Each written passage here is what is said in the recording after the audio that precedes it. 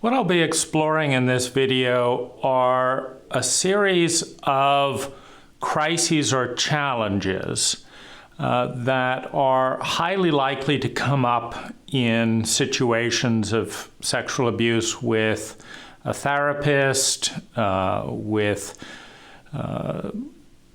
incompetence in therapy or in power relationships, and which I understood very little about before this occurred, which means I didn't have a plan, which means that at the most intense point of pain and trauma in my adult life, I was having to solve and reorient around multiple problems that had no easy answer. So the first kind of bottleneck, or, each of these presents its own kind of wedge between a rock and a hard place, comes from the fact that as a sensitive, meaning neurologically I'm in the 10 to 20% of the population that is unusually responsive to sensation. It doesn't mean I'm unusually polite. It's unusually affected.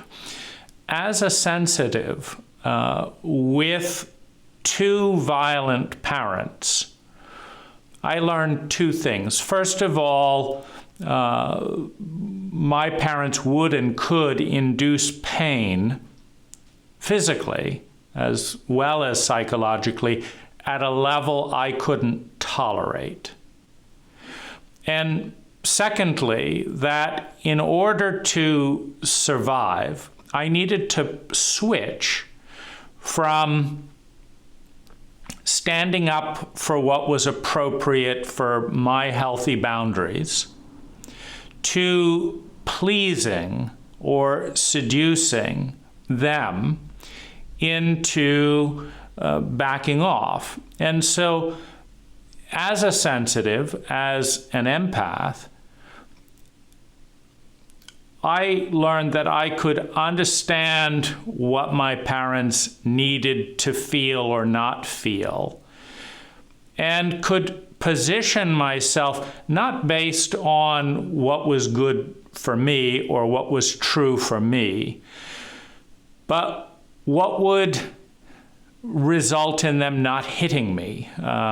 And the way I would describe this is that my healthy inner defense came up in childhood and was beaten down through the law of mass. The law of mass is the phenomena that,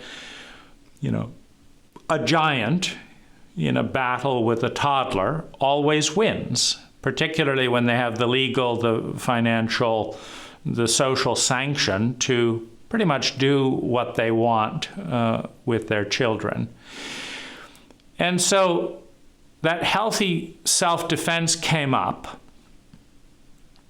and my parents responded to this, as many adult children do, with feeling threatened that their child would question their authority. So they escalated the violence.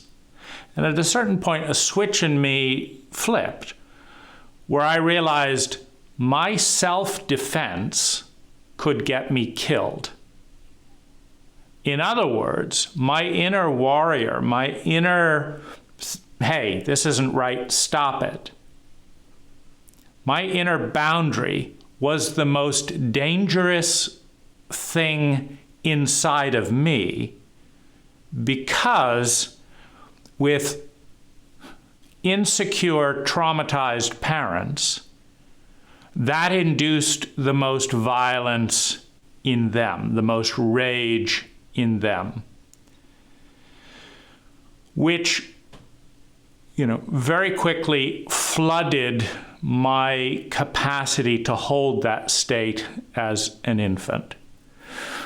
Now, what was left in my body was a residue, a memory, that standing up to authority figures was lethal, would get me killed.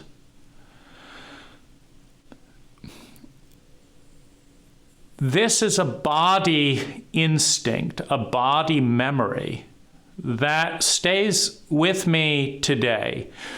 And it's locked in place by the fact that the overwhelming pain and fear that I felt, let's just, as one example, as a 6 years old, it's just off the charts, which means I can't face it today, meaning as I go near those incidents, I can bypass them mentally, etc. But as I go near those incidents, I dissociate, I lose all sense of perspective, I feel like a 6 years old, and I look down and away, and I can't move through those feelings as an adult. Now, an obvious question, since I've worked with more than 40 practitioners and spent over $150,000 on therapies and personal work, is why has none of that worked? Well, this leads into the whole chaotic state and dysfunction in a large portion of the therapeutic community, because I have gotten a more in-depth questionnaire from chiropractors than any other field. Meaning chiropractors begin a session, the first session, by asking more questions about symptoms and phenomena than any acupuncturist, psychic, energy healer, psychotherapist, psychologist, any of the 4 high facilitators, shamans. There's just no intake form in most of this. And as a result, not a single one of these professionals asked the most basic questions that would A, bring this to light, B, illuminate that it was trauma, C, give any indication of what to do about it. And so I've lived with that particular phenomena my entire life. And this makes it, what I developed as a response when I saw unhealthy behavior was to simply withdraw. That rather than face the fear of death and have my body be re-traumatized from this belief that was formed as an infant, I just withdraw. So I withdrew from family relationships when I left home at 17. I've withdrawn from the rare toxic client in my landscape construction business.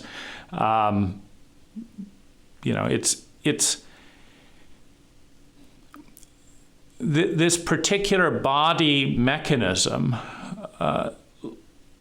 short circuits the entire system if I'm in a conflict which requires a strong assertiveness in order to keep the relationship healthy.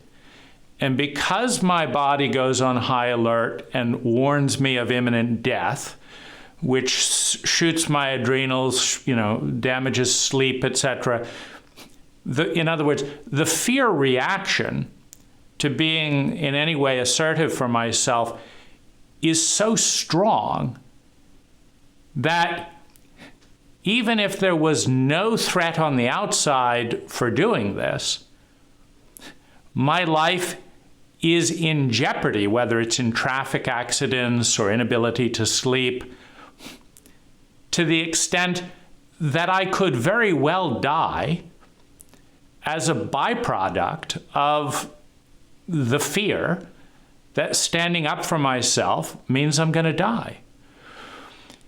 It also has led to, excessive anxiety when I realize I'm dealing with some degree of insanity. Because my my two coping mechanisms around this are rationality and withdrawal. In other words, can we be rational here? And I can lay out the points. Or if not, withdrawal. So what's the crisis then around that? Why not just withdraw from Peter Sandhill and the high facilitators? Why did this, combined with the high facilitator position that this was not a high issue and we've got to keep this secret and we're not going to give you any competent support, why did this result in PTSD? Well, Peter Sandhill began the relationship by pushing for 5 minutes that I escalate my first psychedelic experience in my life 3 times beyond the point that was kind of my top comfort zone. And he kept pushing. Now, why didn't I just withdraw then? Because right there is a huge red flag for anyone in doing safe psychedelics, etc. Well, because I was suicidal. So I had determined that a healthy, facilitated psychedelic experience was the only thing I was aware of. And of course, when you're ignorant about what you're ignorant about, in this case, I had a huge blind spot about trauma, because my therapists have had an unbelievable blind spot about trauma. I mean, given that any knowledgeable person who understands anything about trauma understands that trauma is at the root of most of the dysfunctional relationship dynamics in our culture.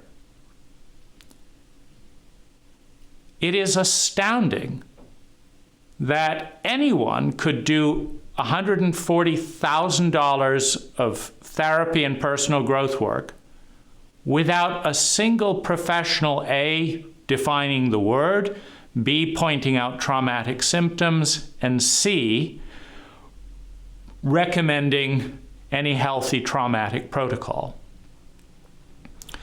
So I don't know at that point that trauma and the systemic ignorance about trauma is the biggest kind of driving force in the need to either do something radical or commit suicide, because the pain and the subsequent fear of the pain is so extensive that the vast majority of my life has been in far more pain and fear than well-being.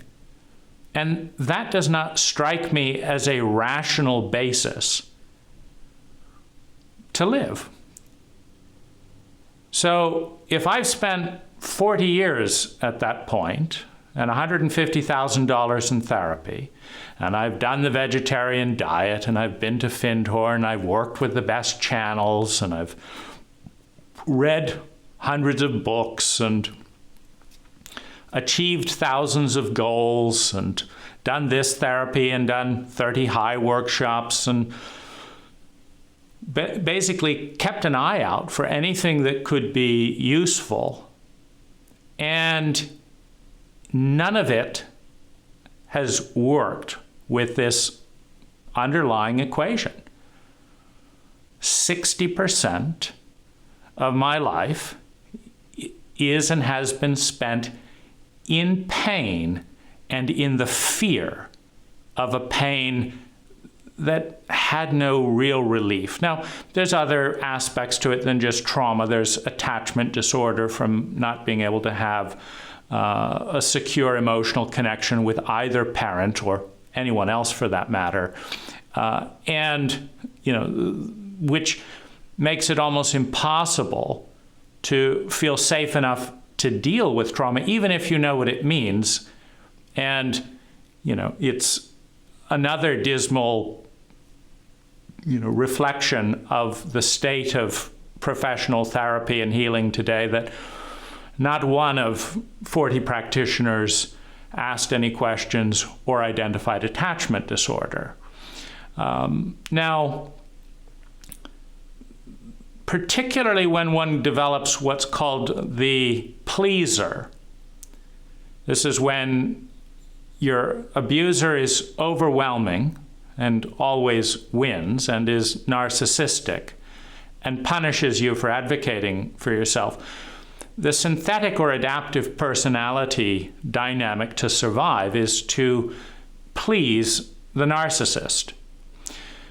Well, this means that two people are totally focused on the narcissist. The narcissistic parent is all about their feelings and comfort. And then the pleasing child is also trying to take care of the parent, and no one is taking care of the child. This leads to all kinds of complications. So why not just walk away from Peter Sandhill when he starts unhealthily pushing, and I don't have the mechanism to healthily assert those types of boundaries? Well, that stems to the disastrous, series of highly traumatic relationships within the high community with team members, facilitators, and participants who also demonstrated traumatic symptoms and were also traumatically illiterate.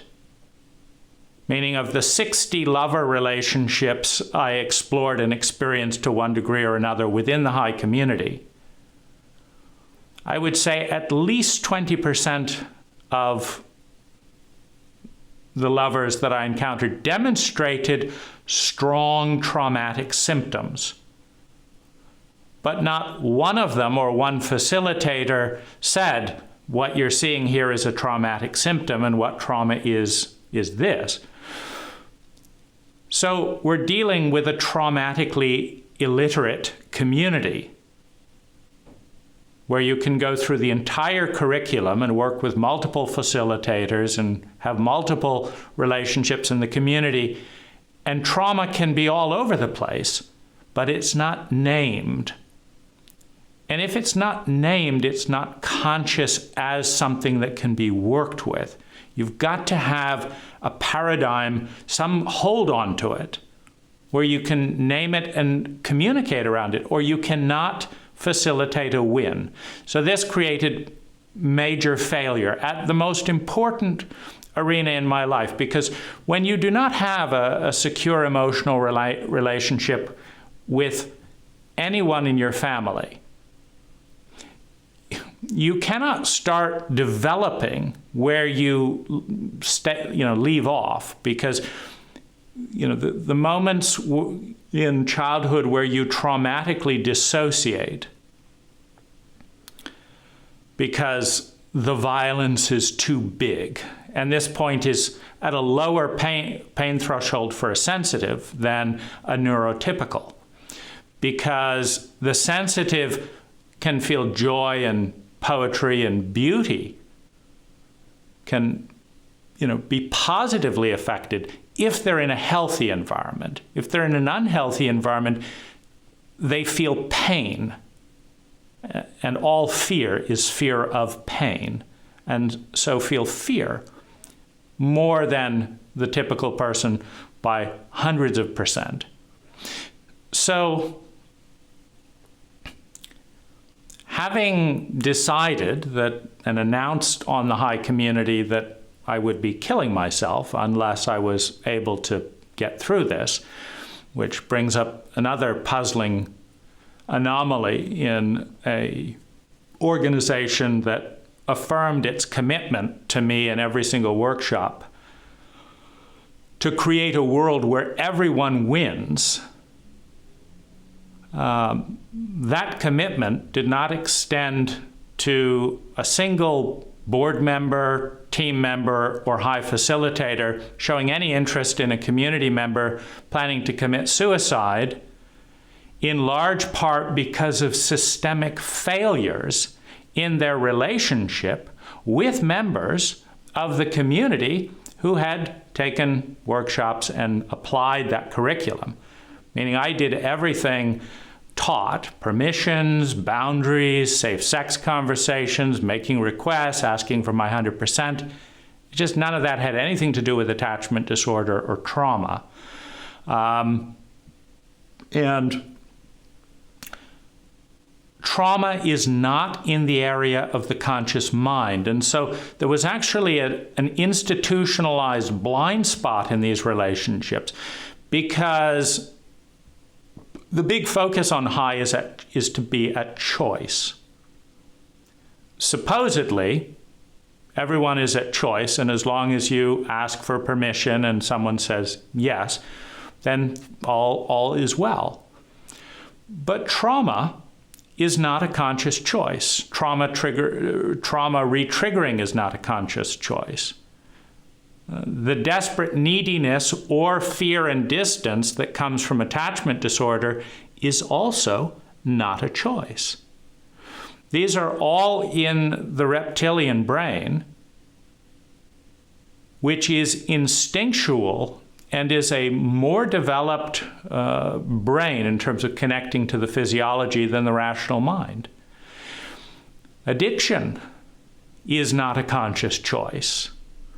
And so being told that we were at choice, and I'm watching women, I'm asking them things, they're saying yes, their body is freaking out, or they're saying no and their body is saying yes, and I'm trying to bring these two together, but they're not together. You know, one experience after another where someone's saying this, but then doing the opposite. And I'm concerned about the dissonance. And they freak out that I'm noticing it. They don't say this is a traumatic response and I'm doing this reactively because of this and this. And that has nothing to do with what I want or am saying. They are freaking out that I'm noticing it, which makes me even more worried and leaves me even more puzzled.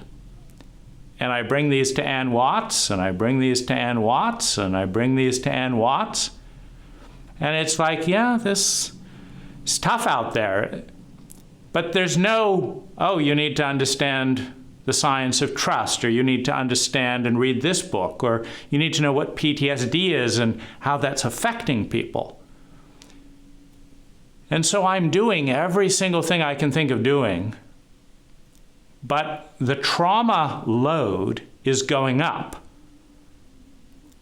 I don't feel good when I traumatize someone else and I don't have a word for it. I did my safe sex conversation. I asked for my 100%. I asked for permission. But they're still traumatized. What did I do wrong? I don't know. And there are things going on in my body that I can't control that are causing excruciating pain.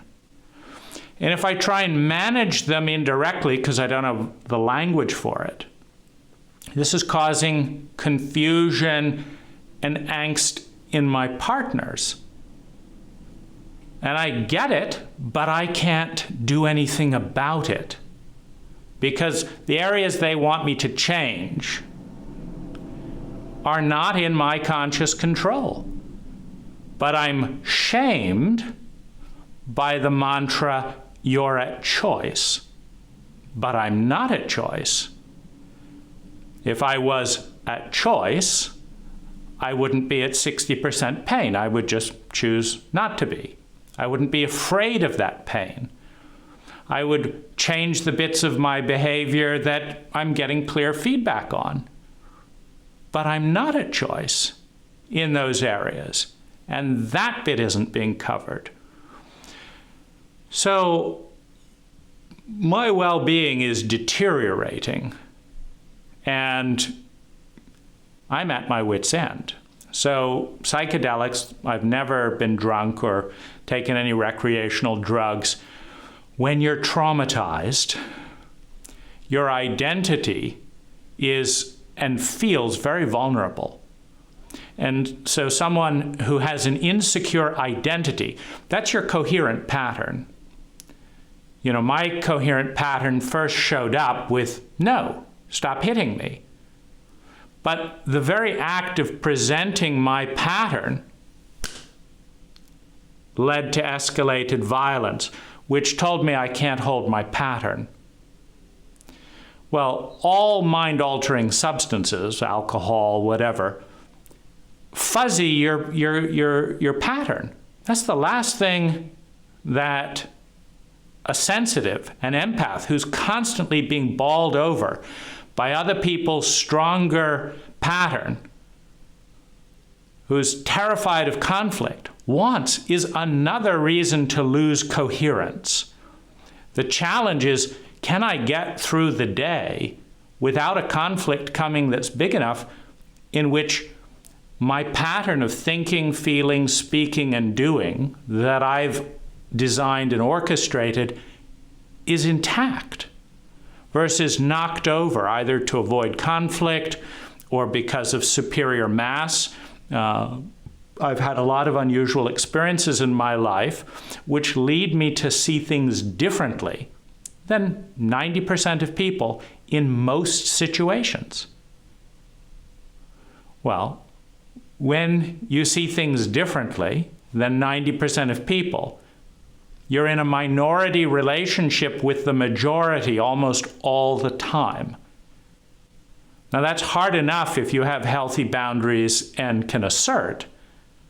But if you're conflict avoidant out of a traumatic fear, this is a constant kind of delicate situation, which makes it very difficult to be in groups, which leads to more isolation, which creates a problem. So I'm in this situation with Peter where he's pushing, obviously incredibly inappropriately and insensitively, for me to take his level of psychedelic dose from my first experience. Now, I thought it was about me and my private paid session, but no, it turned out it was all about Peter. He wanted the higher dose of psilocybin. He wanted me to take MDMA on top of psilocybin. Whatever Peter wanted was obviously something he was happy to exert pressure on. And having lost my coherence with the initial high dose, I was far more suggestible than otherwise. Now, during the peak of the psychedelic session, there was a strong coherence pattern that came in that was me.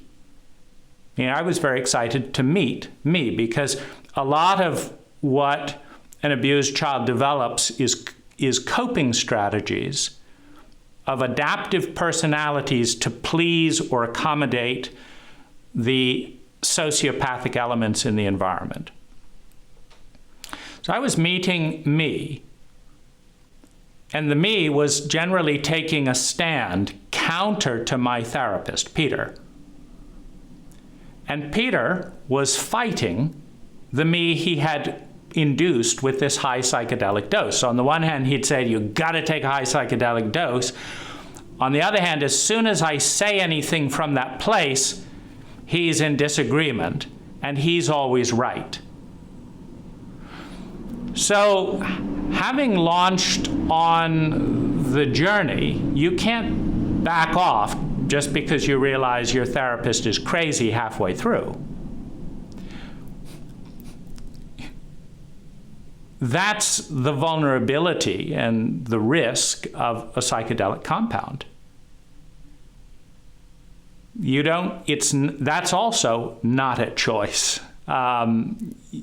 You're pretty much going into new terrain of identity. Now, the identity, again, is your pattern of thinking, feeling, speaking, and doing. That's how you know you're you. You say, okay, these are my thoughts today. I had similar thoughts yesterday. I believed this politically today, and I believed this politically yesterday. That's me. That's the repeated pattern of thinking, feeling, speaking, and doing. Well, the whole point of psychedelics is to interrupt your identity with what? An altered state. Now, once the altered state in physiology comes in, you see things differently. So your identity changes. You think, feel, speak, and do differently. Now, I liked the new identity that came through. What was the problem? The problem was that my therapist, who I depended on and who had promised, Peter had made this rock-solid promise. Gandalf on the path of Karas in the mines of Moria, right? You shall not pass. You remember Gandalf fell into the abyss protecting the hobbits. And Peter said he would be that one if I took the high psychedelic dose.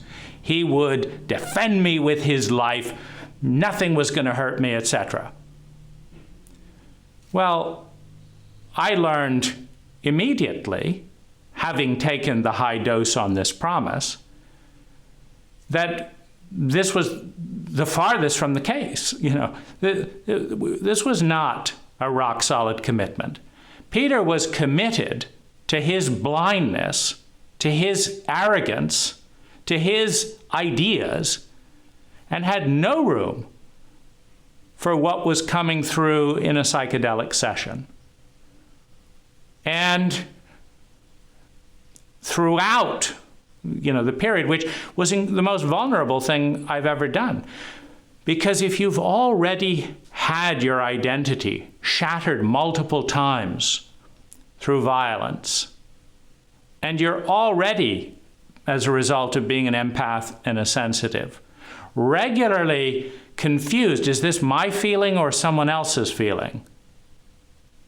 And picking up on group energy, etc. And of course, our cult does not teach sensitive and empaths how to deal with it. It blames them for not knowing how to deal with it.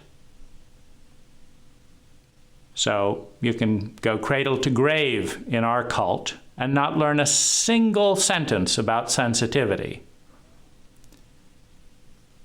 But as a result of that ignorance, when there is pain and problems, the majority in a sociopathic and ignorant cult attacks the minority, the sensitive, who feels that attack more than other people do, and who, in this case, believes they're going to die if they stand up and fight. So this is the first huge crisis. I'm pinning hopes on psychedelics as being something that will allow me to have a basis to live. And I'm being pushed out of integrity with myself by my therapist in a highly volatile and suggestive state of dissociation induced by his high dose. And my body tells me I can't fight. I'm dependent. Once you take that psychedelic dose, you're highly suggestible. I couldn't function because the dose was too high. So I needed my therapist. I've never pushed so hard for basic decency. I told Peter to stop charging once we once we escalated the relationship into a lover relationship, I said it was, you got to stop charging for this. Well, Peter just kept slamming against that. Absolutely not. He had to keep his commitment to Sarah to charge me. But at the same time, he was perfectly fine lying to his wife. So he's basically demanding that I go crazy at my expense and that everything he's doing is right. So this was, in and of itself, an overwhelming rock in a hard place. Now, as Peter's behavior continues to spiral destructively in a variety of ways, there are more than 100 of these rock and hard places thing. In our culture, no one has the attention to grasp them, which basically means we're going to give you 100 problems that you probably can't solve that are excruciating. And then we're going to give you an ignorant population who doesn't understand any of these things, who's overworked and busy and believes that feelings are not as important as thought anyway. And so you're going to be completely misunderstood for the rest of your life, because nobody's in this cult is going to study psychology enough to have a clue what you're talking about. In other words, you're going to go from being a 10% minority to a 1 in 1,000 minority, which means that 999 times out of 1,000, the people you encounter have no idea what you're going through or why, and have no idea that that's a problem or why it's a problem, and get angry at the idea that any shift in the cult framework should take place that would lead to empathy and understanding. That is an overwhelming crisis to give to a therapeutic client as a reward for trusting and paying you $175 an hour. It is all the more outrageous that, knowing as little as we do, and I'm not blaming you, I'm saying that in a cult like ours, that does not spend a single hour in kindergarten, middle school, high school, or college teaching you a single scientific thing about feelings, about the human body, about healthy relationships, and is in fact filled with dogmatic, repetitive hearsay that is unscientific and highly likely to be traumatic and lead to failure and pain. So it's not only do you not get psychological, emotional, and relational literacy, you are given huge doses of chauvinism, which attack all femininity. And ironically, the chauvinism of the cult is most harsh and critical at the femininity in men.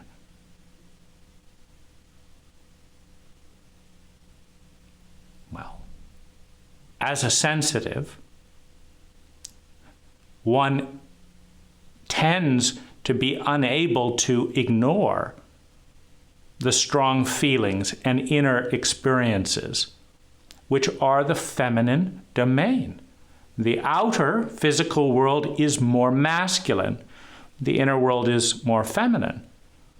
A sensitive doesn't get to ignore or shut off that inner feminine, which is a blessing in an intelligent cult, but is a curse when that is shamed and there's high degrees of violation and insensitivity.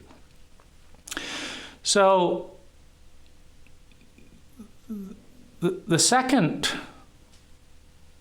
kind of hurdle, and these are not exactly in chronological order, but the second, rock in the hard place that I'll just bring up here out of 100 is that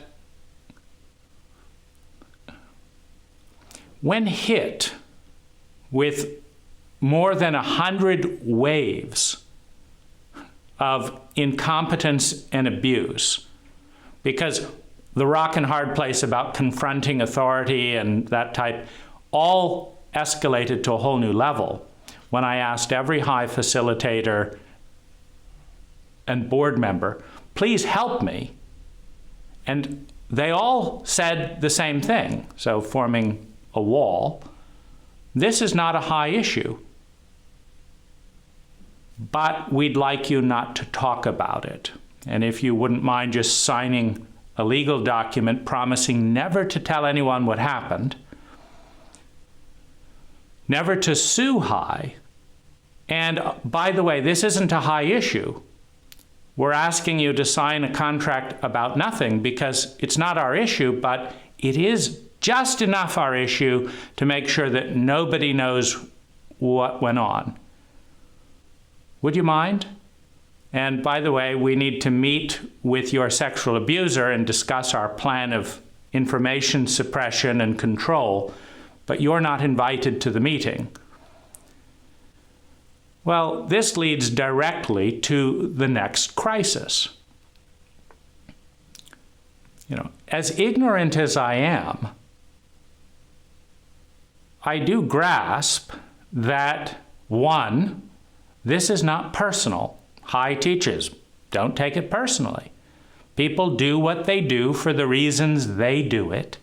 Don't take it personally.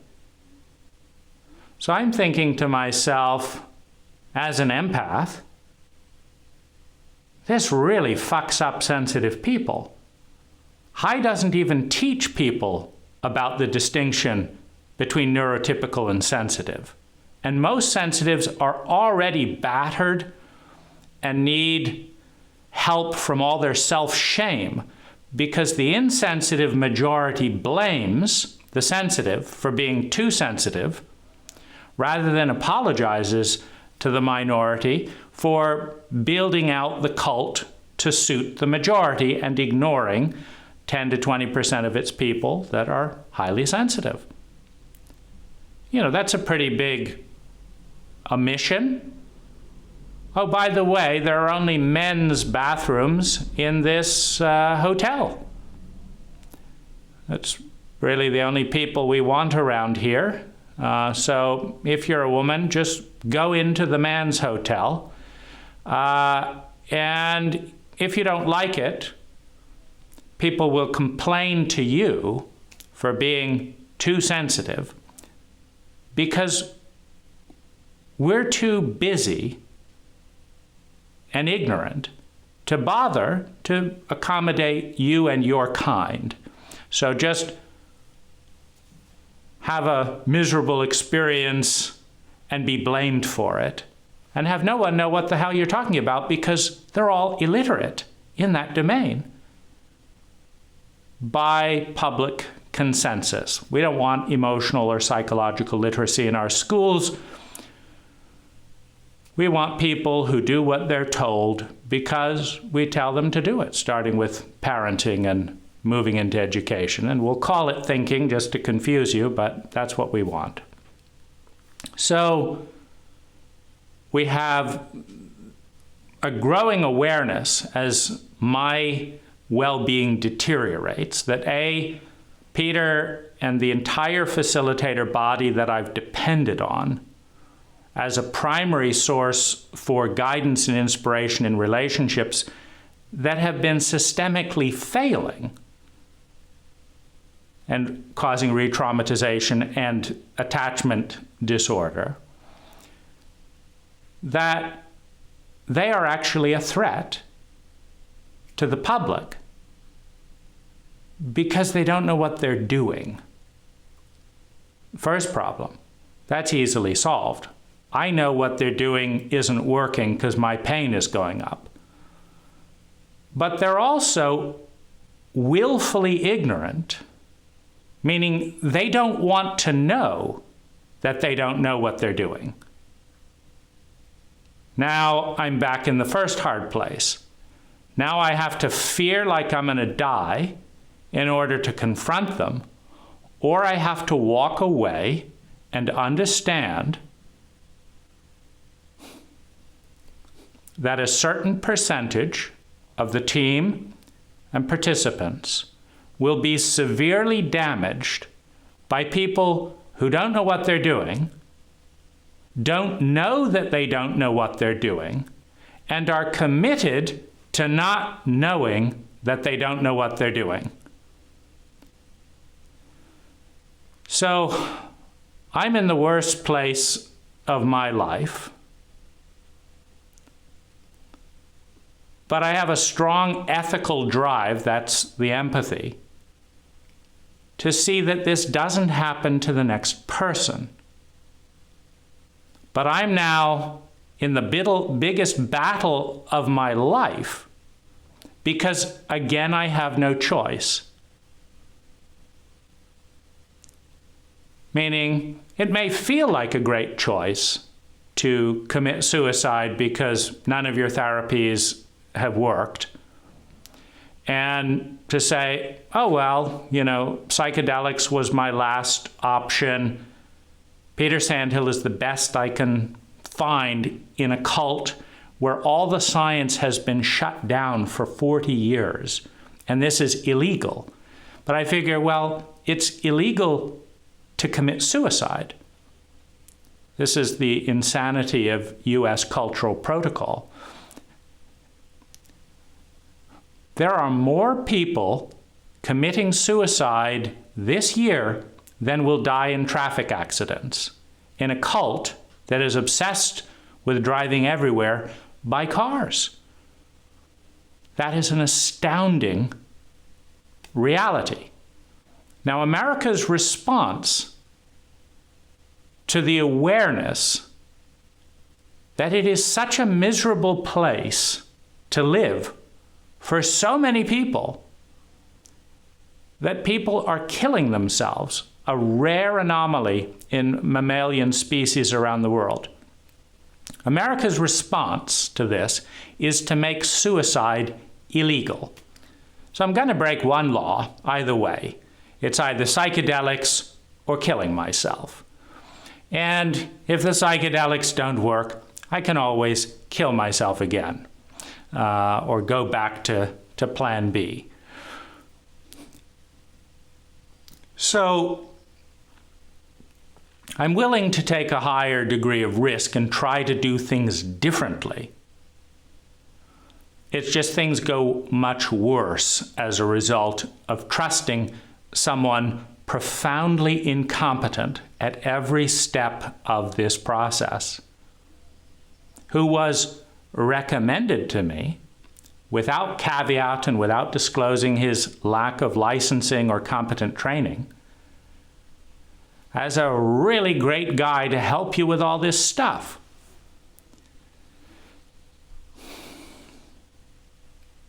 So part of the crisis comes in around this type of thing where, well, why don't you go back to a supportive family member? Well, the people who need the most support from a supportive family member are the people who have been severely fucked up in childhood. Those are the people who need the most support. The only trouble is, while they need it more than anyone else, they have less of it than anyone else. Because what's waiting for them is not enlightened, competent trauma therapists at home, but some of the more unhealthy people in the culture. Otherwise, they wouldn't have fucked you up so bad in the first place and hadn't had a clue about it. So this increases the dependency on a therapist, etc., which makes it more difficult if the therapist is incompetent.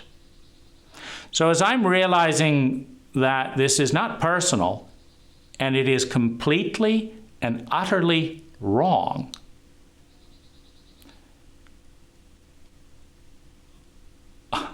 I'm speaking up about it, and I'm feeling like I'm going to die.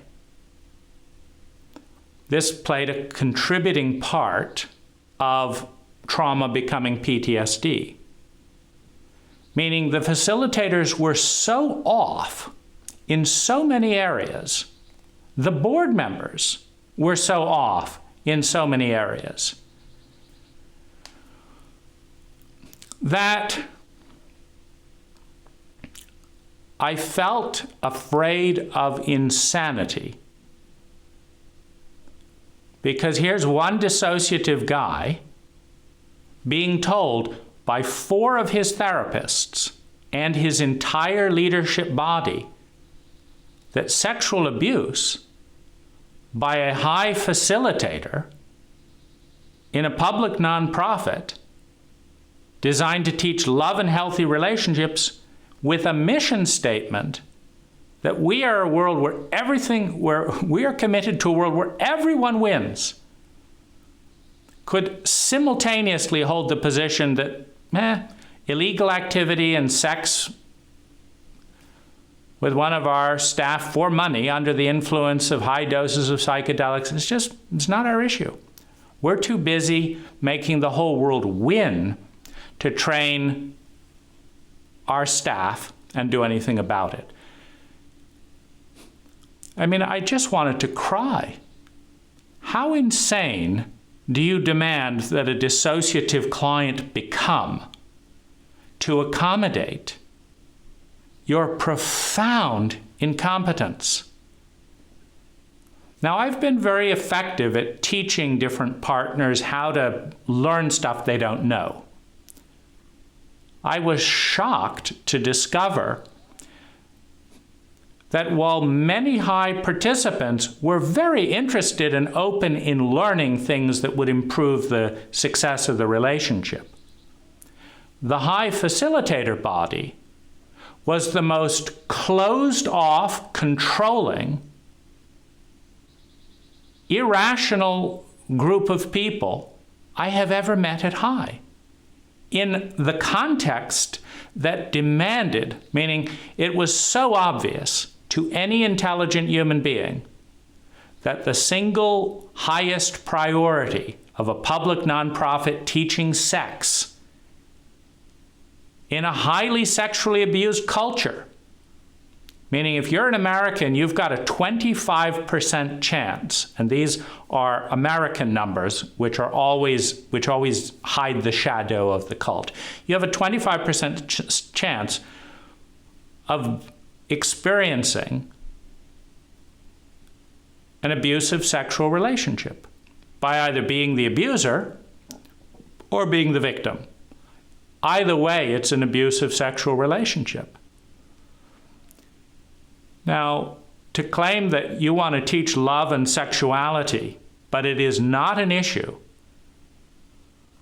that your staff sexually abuses your clients,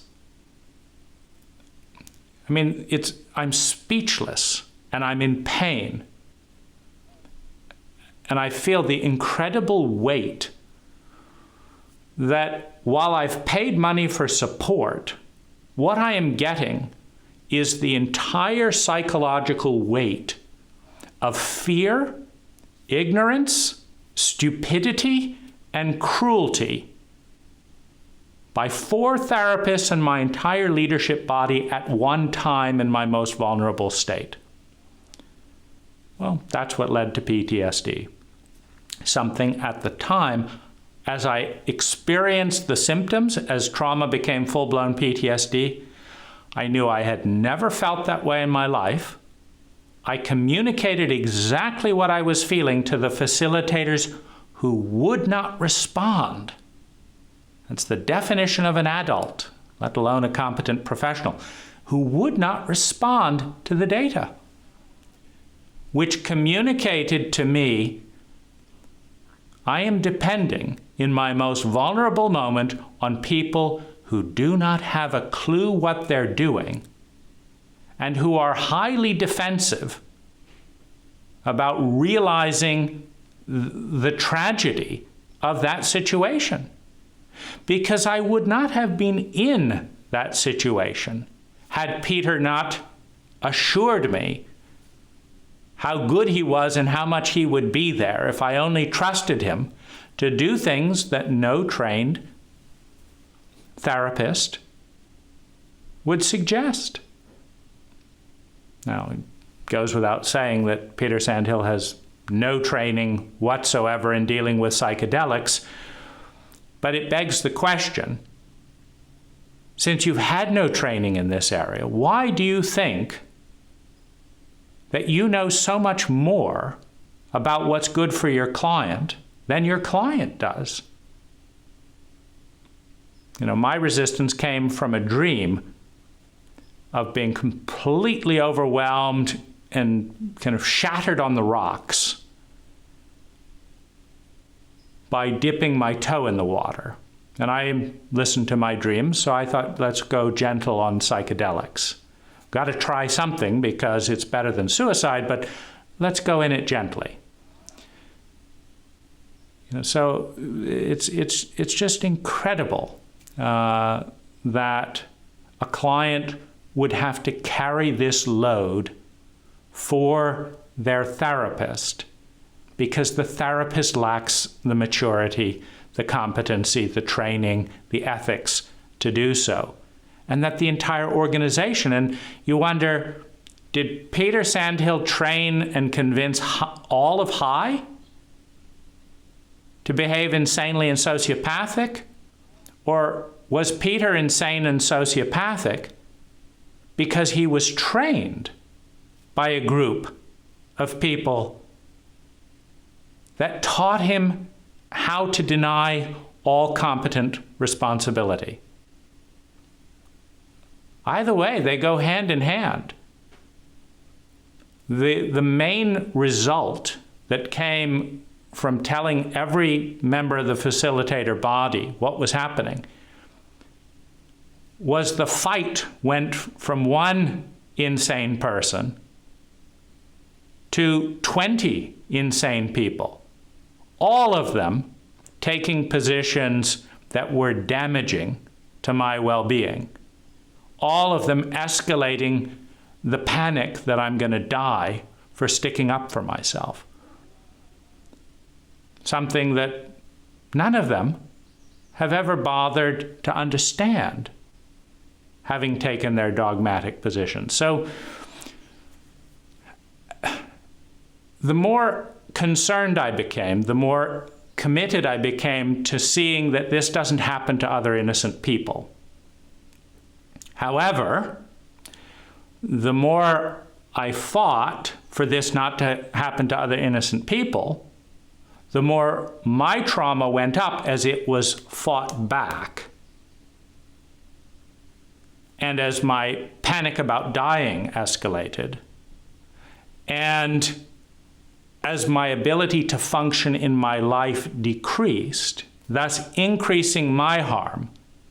So I felt like I want to take a stand for public safety, but it may kill me because of all the ripple effects that are coming from a 1 to 20 fight. You know, if we were to take this into terms that people can understand, because we're a materialist cult, if you realize that 20 people are not protecting their clients, but are hurling rocks and damaging their clients, and you want to alert and protect more people, don't come into this sphere. But in order to do so, you've got to make your way through 20 people.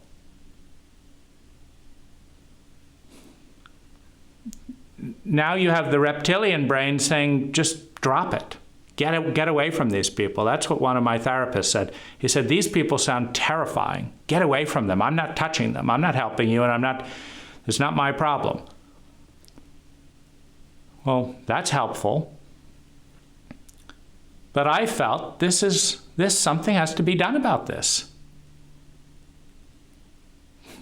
But could I make it? if you have to fight your way through a group of 20 people, I'd never been involved with a legal action. It's not my nature and instinct. I thought the way through this was to advocate with rationality why High had to take certain different positions. I'd never met people so committed to stupidity at a level of cruelty that has nothing to do with love. Well, this caused me to throw everything I'd learned at High up in the air. That's the last time you need to question your whole life, is when you're in PTSD, wondering if you're going to survive. Because I didn't know if I would live through it, because my body was feeling ways that it never felt before. My pain was higher. And then there's the fact that that was the whole basis of the suicide plan, was pain has to be brought down to a level that's at least equal with well-being, or what's the point of living another 40 years in chronic pain and shame from not being able to do anything about it? So this is kind of crisis number 3. Now, the next crisis ties in with what's most important after trauma. Of course, I didn't know this at the time in science because none of my therapists had educated, but I knew it instinctively. I desperately needed support and empathy from anyone. I needed people who understood what was going on, who cared about me,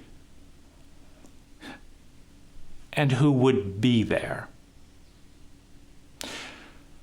Now, Ann Watt's first pressure to me was to fight me when I said we need to tell the community what happened. Now, Ann Watts was my strongest supporter up until this moment within the group of High facilitator therapists. Meaning Ann Watts had seemed pretty sane and ethical up until this point. I brought 4 relationships that weren't working to her. None of them were fixed, but she was an ally. Well, she used the trust earned by that experience to push me into secrecy. And because I had never experienced Anne scared or angry before, I understood that her support of any nature was contingent on bowing down and not fighting her on this, which pushed me into oblivion, which left me alone in a combat with 20 people, all of whom had an agenda. Survival, looking good, not adding more to their plate, whatever it was, they all had an agenda that was higher than what is number one for their client.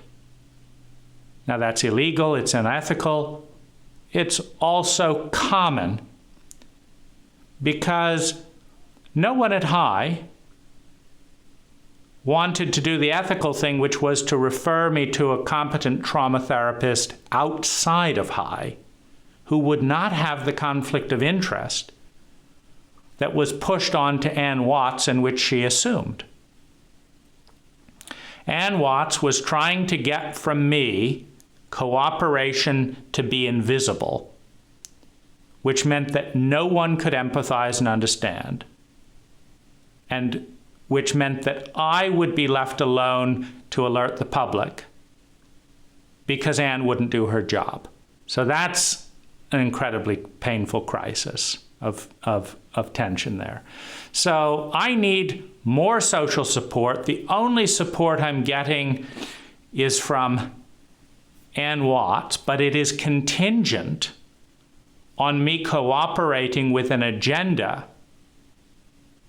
that is profoundly destructive to anyone in trauma, which is the agenda of secrecy, silence, invisibility and the loneliness that is guaranteed if the major thing going on in your life is invisible to everyone in your primary community. Now, this crisis of needing more love and support than I'd ever needed before, and having it conditionally walled off unless I agreed to voluntarily wall it off. Meaning if I don't tell anyone what's going on, and they say, "How are you doing?" and I say, "I'm fine," because it would be a little bit odd if I said I'm in the worst pain of my life, but the high facilitators have told me not to tell anyone. They teach everyone in the workshop about into me you see, but they've asked me not to tell anyone why I'm in the most pain of my life. Now, if I say I'm fine, they're turning me into a liar.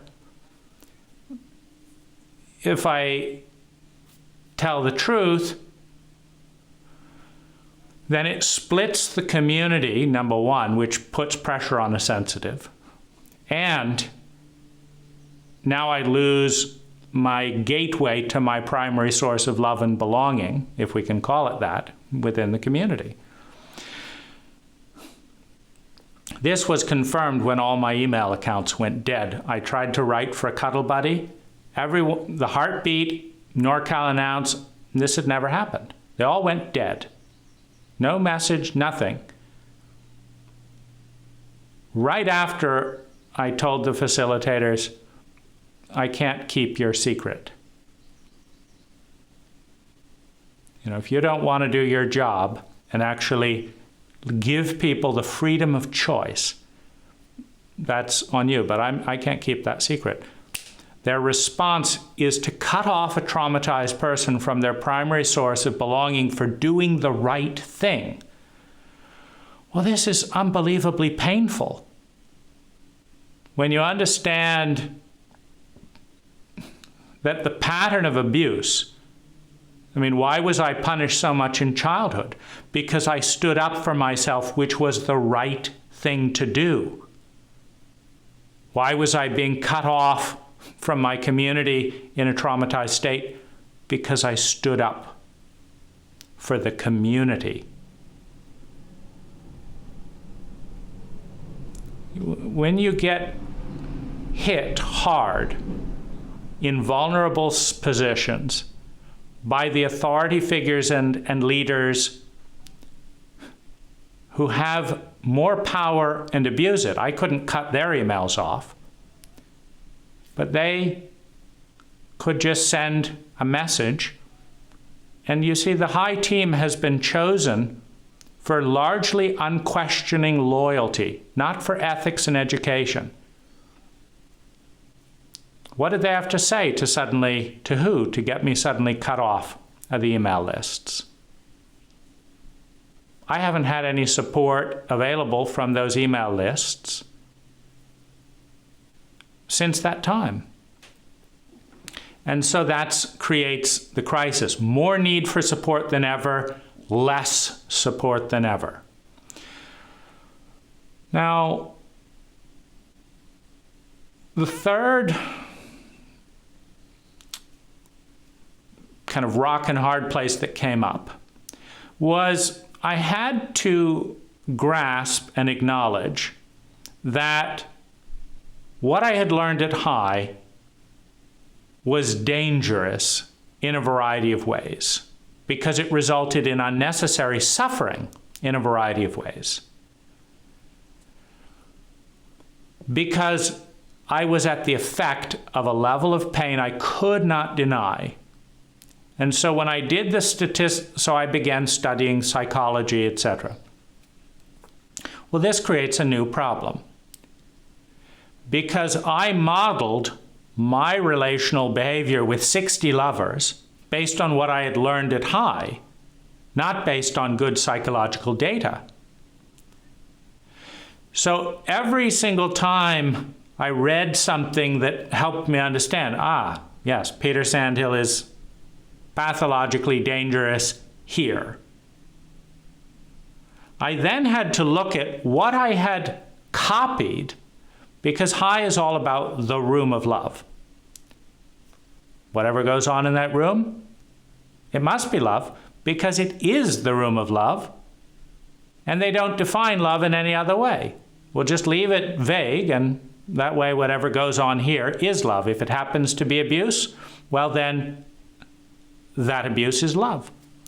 So it crosswires, but the vagueness of definition combined with abuse going on in that room all the time and just being called love, combined with Peter's love, quote unquote, being called love, meant that as I was learning what was competent psychological data, I would say, high doesn't do that at all. That's odd. Yeah, that must be why I'm in so much pain about it. Okay, that makes sense. But then, while in all that pain about what was done to me, I'd have to look at my past relationships in high. And I said, I copied the facilitator protocol with this lover, and this lover. And they were in pain. And I was just as ignorant as the high facilitators are, and did nothing to help them with that. I lacked competency in those relationships. So now I was in excruciating pain from having things done to me, and at the same time grasping how much abuse I had done while following all the protocols at high to the letter. Because I didn't know about attachment dynamics either. I didn't know about a safe psychological conversation either. I didn't know about trauma and PTSD either, and I didn't know that these people weren't a choice. And I didn't know what to do about it. So this created, it's horrifying to be feeling that pain and knowing, this lover here probably felt like this when I did what Peter's doing to me now to this person and thought it was okay. So now I've got so every single thing I'm learning is hitting me in three pains simultaneously. One, what the hell did I pay for this for? Two,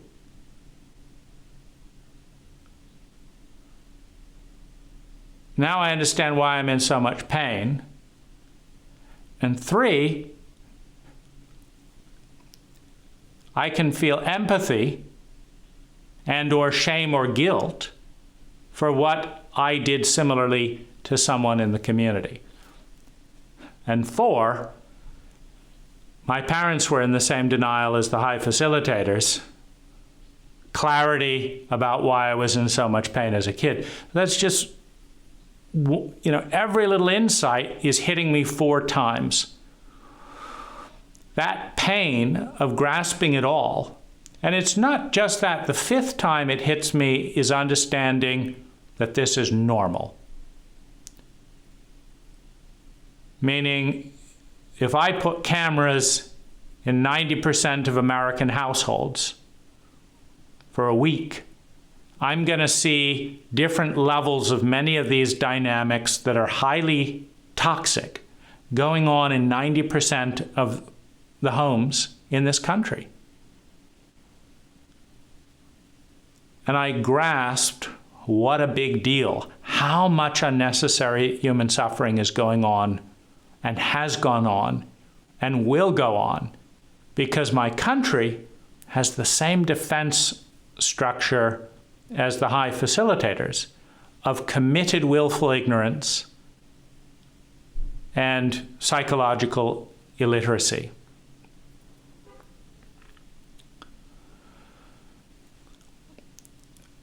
Another crisis, and I thought narrowing the 100 down to 8 would make this a little bit quicker.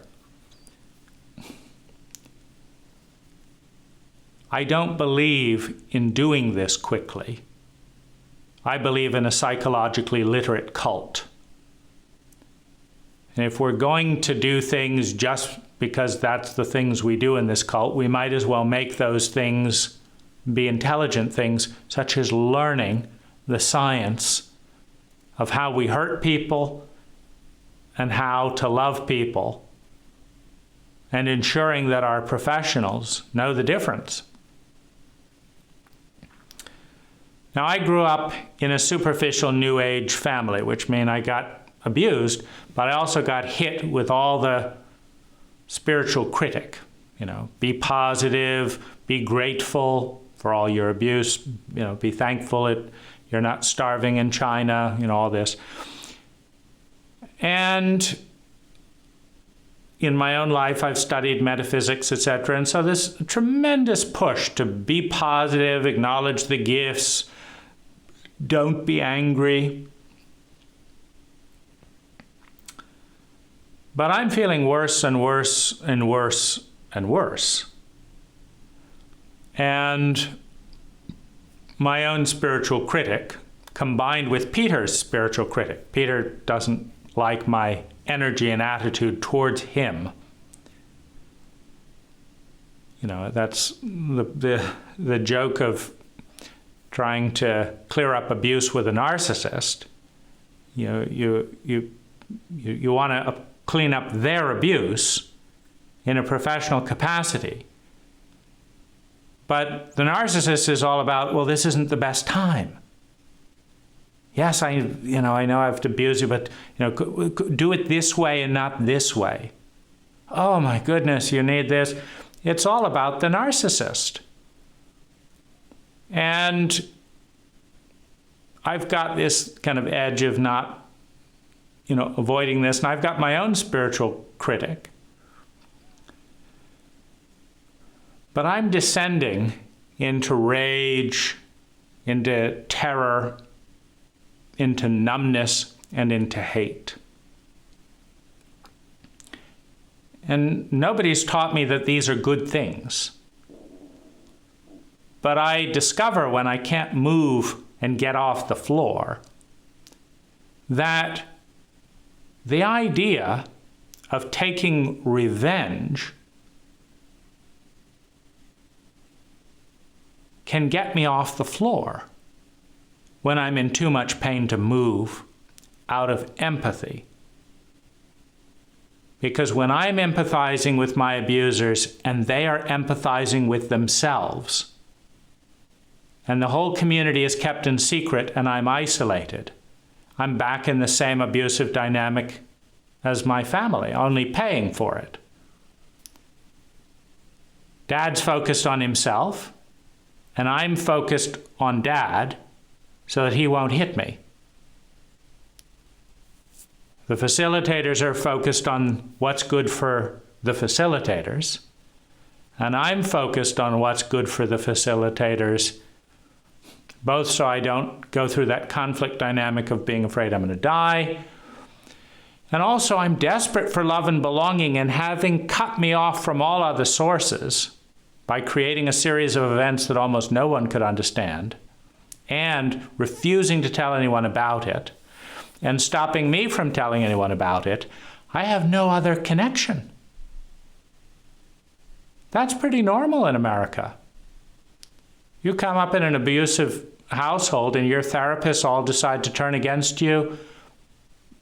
How many competent, psychologically mature and aware friends do you have?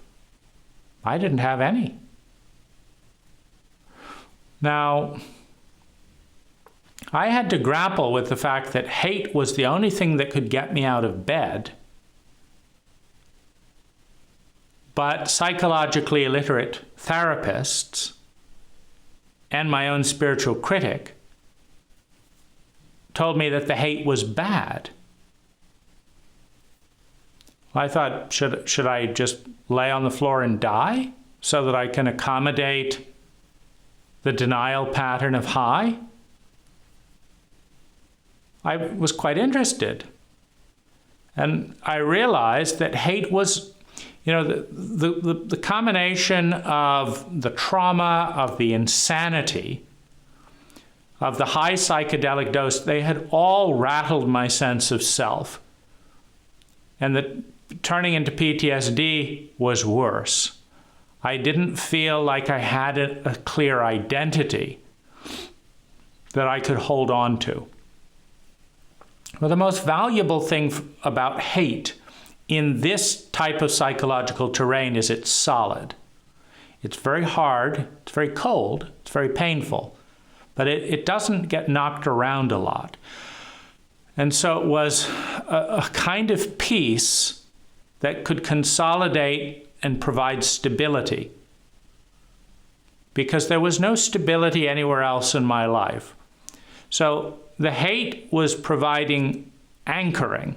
It's a very grounded energy. But it was also frightening me and puzzling me and shaming me with the spiritual critic dynamic. And that was confusing. And so that, again, another rock in a hard place. If I don't find some identity that I can hold, I'm going to die.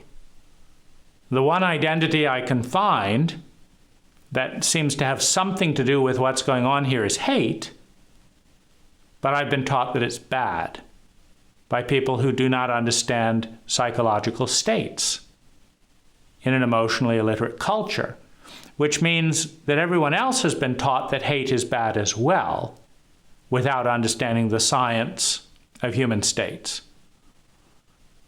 Like, there is a 99.9% chance that you, along with 99% of the rest of the population, do not understand that just as you get green when you mix blue and yellow in a watercolor palette, you get hate when you mix trauma, betrayal, helplessness, and high degrees of pain. You mix those four ingredients together, they become a synergy, and it's called hate, and it's a very intense, strong energy. Now, the most easy way to get out of hate is to delete the helplessness. And the easiest way to delete the helplessness is to extend help to someone who's in pain. But the help that I needed was integration into the community, which meant telling the truth about what happened. And I had agendas that blocked that. And so they could help me, of course, anyone could, but they were not going to. And so you have the kind of puzzling joke of it all, where we're committed to a world where everyone wins, and we're committed to being illegally traumatizing and abusive to a paying client, and we're committed to avoiding giving him the one thing he needs not to hate you, when he has a 10-hour recording that can put you all in jail. It is and you think, I don't want to put these people in jail. I want to make the public safe. I want to get back on my feet. And they are committed to doing everything imaginable not to do those things. We will not tell the public, and we will not give you help. This is such a mind bender. I mean, it just saps energy to try and figure out that level of insanity. So that was, a big rock in a hard place. The other big rock in a hard place in this dynamic was the fact that as an empath, I pick up other people's feelings. And what I was picking up was that all of the facilitators were afraid of me. they were treating this as a big threat to their organization, which meant they were treating their therapeutic client and him telling the truth as this horrible thing. While teaching Into Me You See, now, I was getting waves upon waves of their fear of me at a time when I had lost a lot of coherence of who am I? And in that dissociative state,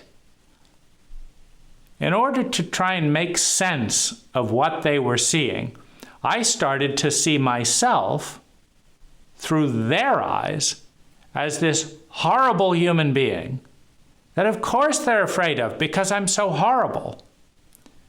Well,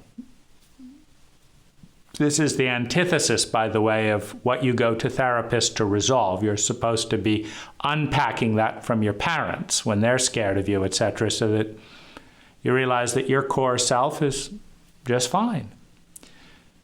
But all of my therapists and teachers were afraid of me, and this fear would hit me as they would do one thing after another that they would do for I'd never seen them being this insane, which means they've never been so scared.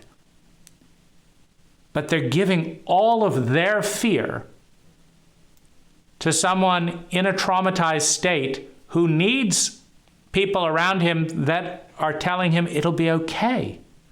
You cannot convince someone that you think it'll be okay when you're acting in sheer terror and insanity all around. The message I got is, we're all scared shitless of you. We don't know what the fuck is going on, and we're committed to making it worse. So this is confusing. It made the interaction with the facilitators a net negative.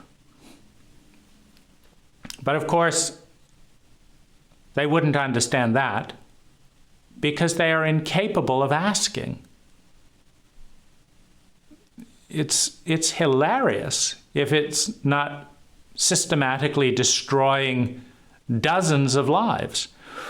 So, how do I find a new post-traumatic stress identity when I'm surrounded by people who are projecting threat onto me and calling it love and trying to be helpful? It proved impossible. So I had to disconnect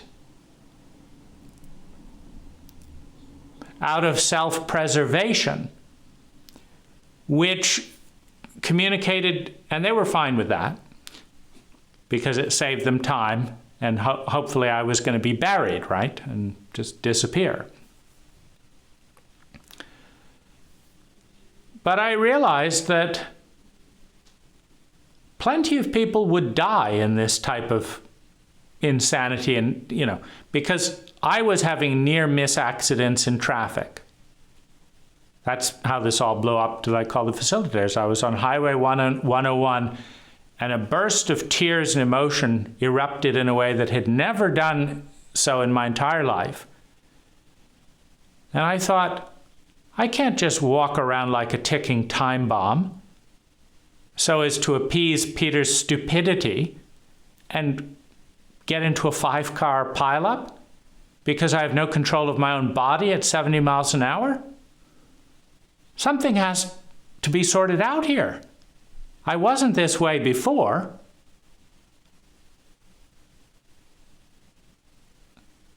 I need help. Well, that's when the facilitators made it worse. Now, how do when I disconnected with the facilitators, I was in a worse state. The trauma had not become full-blown PTSD from just Peter's abuse. That occurred when all of high said this isn't a high issue, and we refuse to attune to you. Your needs come secondary to ours, and our needs are a disaster for you. And that's just the way it is. Go get lost. With love and peace, of course. I was just so dissociative when I disconnected. Like, how do I deal with this? And that led back to the first crisis when I decided to build a website to try and bypass the communication controls, because the facilitators wouldn't tell the community. Then they cut off my emails so I couldn't tell the community. So the only thing to do is to buy the humanawarenessinstitute.org as a website and point out what's going on. And then they sued me to try and stop me from telling anyone there. And it's like every turn they're asking me to go crazy. The Human Awareness Institute is spending more money to sue a sexually abused client, to silence human awareness, than they are actually helping him in any way. If that isn't enough to want to make you leave this planet, I don't know what is. So they don't have a protocol for assisting traumatized high participants from committing suicide. They have protocols to make sure that you have more reason to die every time you interact with them around anything in this area. And so I became committed to documenting all of this because I realized it wasn't personal. And I realized that despite being a sensitive, despite feeling like I'm going to die every time I get into a conflict type situation, that because I work for myself, because I had some savings, which rapidly depleted, but I had savings, when this started out, and because dozens of people have said that I'm among the most articulate people they've ever met. Well, I lost my voice in the middle of this, and I couldn't write during most of this. But I started to make videos. And my goal was that whether I die or this gets resolved, I'm going to make a video about everything that happens until it is sorted out or I'm dead. And, this is, of course, distracting and draining, because I'm talking about the most horrific, insane parts of my life for hours at a time, day after day, as I learn new things, as I have new experiences. But that gave me a purpose, which was worth living for and worth suffering for, since I could not stop the pain. The purpose was knowing how often these types of things go on in a psychologically illiterate cult. I wanted other people to know that I cared about them enough to make these videos so they wouldn't feel crazy. Because that's really the only thing. I can't say that you're going to feel good if you watch all my trauma videos. You may feel terrible. But when you have highly narcissistic parents and then therapists who are so committed to looking good to themselves and other people that they call horrific stuff love, it's crazy making. And once that you've gone insane, you're pretty much doomed, because you will seek abuse whenever you say you're looking for love. So I figured that's a start to at least call a spade a spade. So let's do 1,000 hours of psychological research, document each step of the way, and help people. And they do help people. And And it's been very gratifying to have other PTSD survivors. Oh, thank you for saying that. That happens to me too, but nobody had ever told me about it. Or you put it into words, but I've been feeling that for the last 10 years. Or I know exactly what you're going through. That's nice to hear because the videos were something, that can last 20 years. So that's finding a purpose to live. But it also simultaneously, with all learning the whole thing about editing and being exhausted and stuff, distracted from my ability to self-care. So there was, the more I do this, the more exhausted I feel, but the more purpose I have to live. And on the other hand, what's the point of living if, your primary teachers and therapists are the ones that fuck you up the most, and you're already in an enormous amount of pain. So there's this delicate balance between those things. And then finally, the rock and the hard place around so much of this is as a result of a sustained lack of leadership by just about every competent leadership body in my world. It has left me painfully aware that if I don't talk about and get to some point of competency and teach other people about this, no one else that I know of is committed to doing that work. And because it is important work, we as a cult are committed not to pay anyone for it. And so what it means is, this has cost hundreds of thousands of dollars in time off work to create public education at the most vulnerable time in my life, which leaves me to be sickened. It's like, why do it?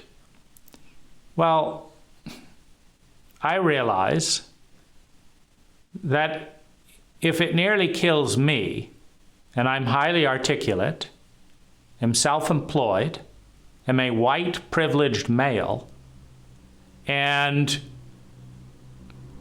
have done 140,000 in therapy, and am highly sensitive and aware of dynamics, if I can't do it, how is someone working a 9-to-5 who's living paycheck to paycheck who gets sexually abused by their therapist?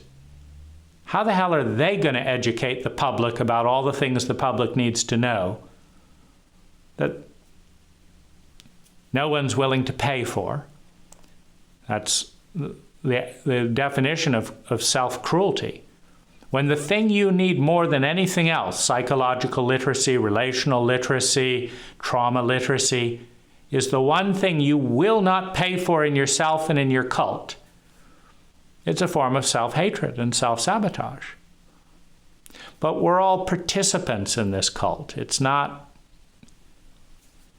just the cult. The cult is all of us. And so, as challenging as it is and has been, like my body and psyche right now, 6 years later, is feeling more pain than I had ever known before these incidents, but 500% less pain than was at the peak of this. So I'm basically stabilized at a chronic level of pain that I never knew before this. And so I haven't solved the problem at a pain ratio where I say, wow, I'm now able to generate more well-being than pain, so it's worth living. Now, my pain is actually at least 60% higher chronically than when all this began with Peter's first waves of abuse. However, I have a reason. Meaning, when all this began, I did not have a hope or a reason of doing anything. I was in pain, less than I am now, and I'd spent traveling the globe, 100-lover relationship, reading hundreds of books, doing $150,000 of self-group, achieved thousands of goals, done everything on my bucket list. I'd done all that, and the pain was there, and it's just like I've got no clear plan or purpose of what to do. Now, what happened a month or so after the facilitators induced me into PTSD was I ran into a stranger in a cafe. And a stranger in a cafe, within the first 5 minutes of meeting him, gave me the first window into trauma in my entire life, with all my therapists, all my workshops, all my books, and exposure to this cult. In 5 minutes, a stranger, for free, gave me something more valuable than any therapist: the definition of trauma and a good book to read that I listened to on Audible that afternoon. It's called Waking the Tiger. Because of that book, I understood my trauma in childhood. I understood how and why the facilitators had caused PTSD. I understood all kinds of things in past lover relationships, traumatic symptoms in me and traumatic symptoms in my partner.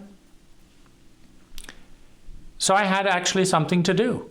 I then read all of the books that I could find on Audible. The Body Keeps the Score is the best. I recommended that to all of the facilitators. I've been fought every step of the way trying to tell the therapist who looked over traumatic symptoms in me, this is how bad it is.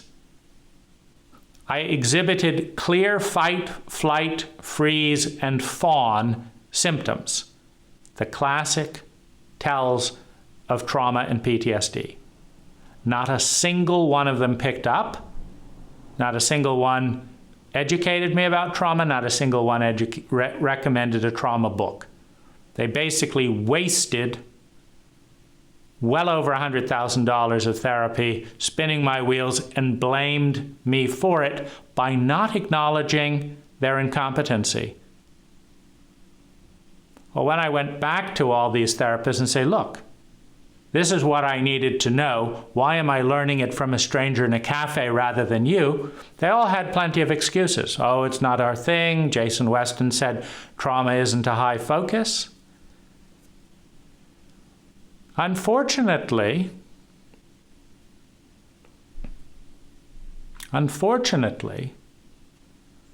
the very technical competency it takes to know if you're any good at something or not, based on research by David Dunning, is the exact same knowledge it takes to be good at it. Meaning if you're not good at something at all, you have zero competency to know whether you should be good at it or not, or if you are or not.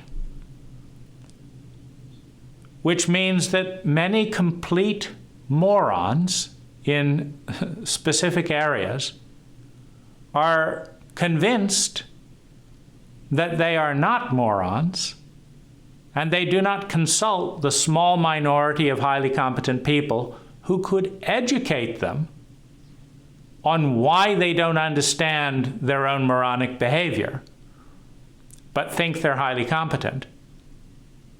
But having convinced themselves that they're highly competent, they don't get a second opinion. This is willful blindness, which when it causes death in a professional situation is criminal negligence. Well, all of my therapists have many excuses about why and how this has nothing to do with them. So bravo to the defense systems in the cult. But it gives me a sense of clarity that trauma awareness and all of the abuse systems that deal with it is the single most important thing that helps determine whether a relationship has good odds of success or is doomed to failure. And that I want to start a public nonprofit to do something about it. So I've done that. And I now have over 2,000 hours of videos about all this up on YouTube, freely available. And they'll keep helping little dribs and drabs, and that's just fine. The other thing I would say about, as one other rock in a hard place, is when my pain level shot up beyond the point where I was dissociating and I couldn't move, I realized I needed to get my pain level down in order to function. And the only way I could find to do that was to create synthetic jet lag by constantly changing my sleep routine every 4 to 6 hours, or by stuffing my stomach so full that it physically filled the cavity that registers ache, loss, loneliness, and despair.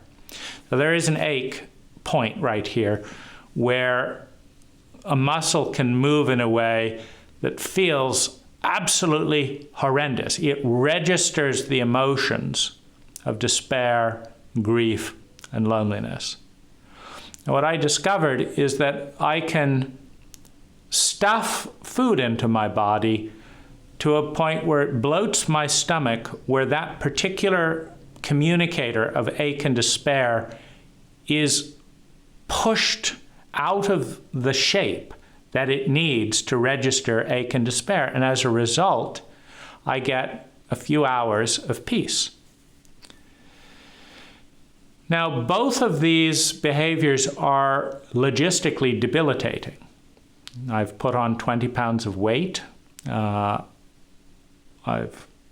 felt bloated and sick. I've spent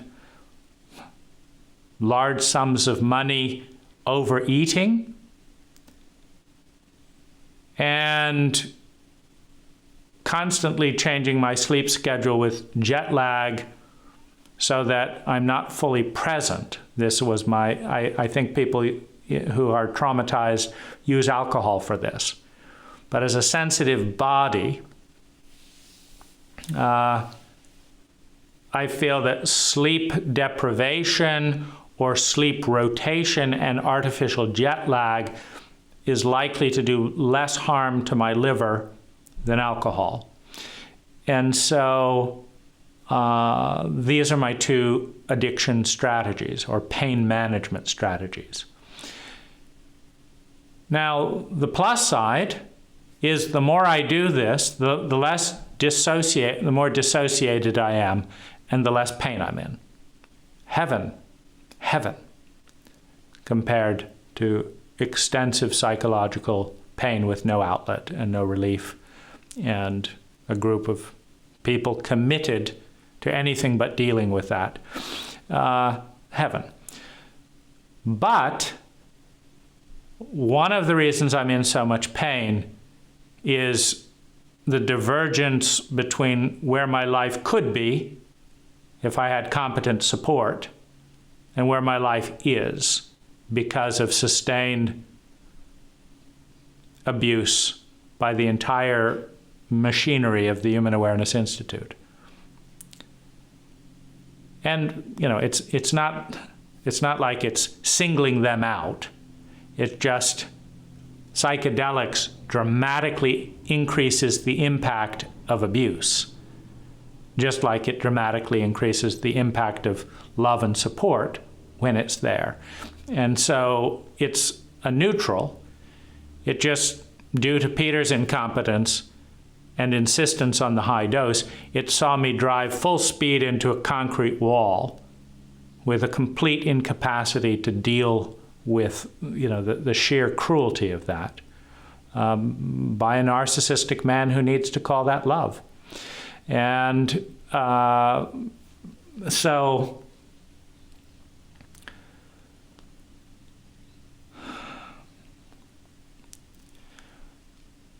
the rock and the hard place there is the more I anesthetize to bring the pain to a level where I can think. Because if it's too high, I cannot think and thus can't function. But if I'm too bloated or unavailable to function in daily life because I had to stay up until 6 in the morning, like today it's 11 a.m. Now I've stayed up until 11 a.m. as part of this synthetic jet lag, which means that from after this video, and let's say, that I'll sleep until dark, and today is shot as a possibility to make money or something like that. And so the balance is between having too much pain and not being able to function,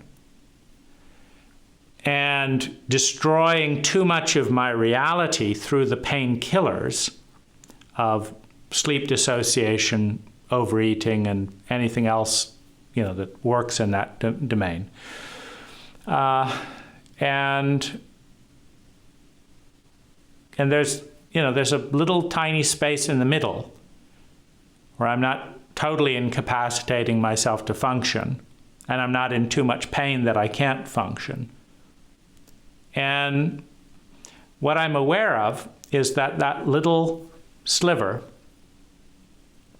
is something most people's lives would fall apart if they were given that as the only sliver to deal with. And that's another reason I feel a responsibility to do all I can to advocate for this group of people who are put into this sliver and effectively killed in various ways. Because I have the good fortune of having the best employee I've ever met as a virtual assistant. And so when I couldn't write, when all I could do was ramble, my assistant has started a nonprofit, published all of these videos, solved endless problems. And so, the way out of these tight places has often been, the just great good fortune of having one highly competent person on my team that can kind of see that about 10 times more gets done in my few functional hours a day than would have gotten done without him. And so I'm very grateful for that. And it's just sheer dumb luck that I, as a sexual abuse survivor and trauma survivor, both in childhood and by my therapists and kind of community, have that as an available tool, because I would probably be dead. It's hard to say, but I would probably be dead in direct or indirect complications, around this, without that support. And so the whole focus of this project and the way out is to bring enough data to the situation that other people who don't have the articulating talent, the employment flexibility, the savings in advance, the virtual assistant, the stranger in the cafe that tells them about trauma,